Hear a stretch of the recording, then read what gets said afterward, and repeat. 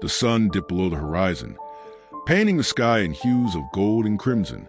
The small town of Willow Creek stood bathed in the soft glow of twilight, its streets quiet, save for the occasional whisper of the wind through the trees. Standing in front of the bookstore where she had spent countless afternoons as a teenager, Emma took a deep breath. She hadn't been back in years, yet everything still felt achingly familiar. Inside, the bell above the door chimed as she stepped onto the worn wooden floors. Rows of books stretched before her, their spines lined like old friends waiting to tell their stories.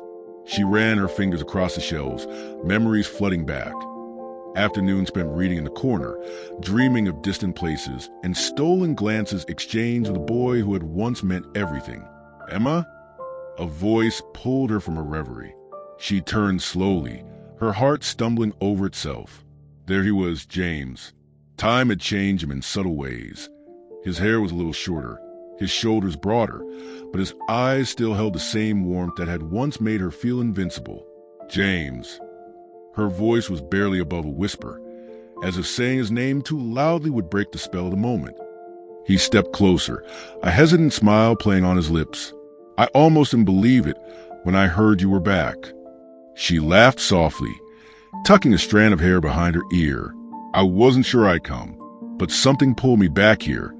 James nodded, his gaze never leaving hers. I know the feeling. They stood there, wrapped in the way of the past and the possibility of what could still be. Finally, he gestured to a small table near the window, the very place where they had once shared their hopes and dreams over cups of coffee.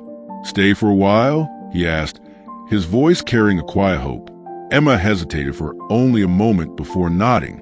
I'd like that. As they sat down, the world outside continued to turn, but in that small bookstore, time seemed to pause. Some stories never truly end. They just wait for the right moment to be written again in the hearts of those who never truly let go.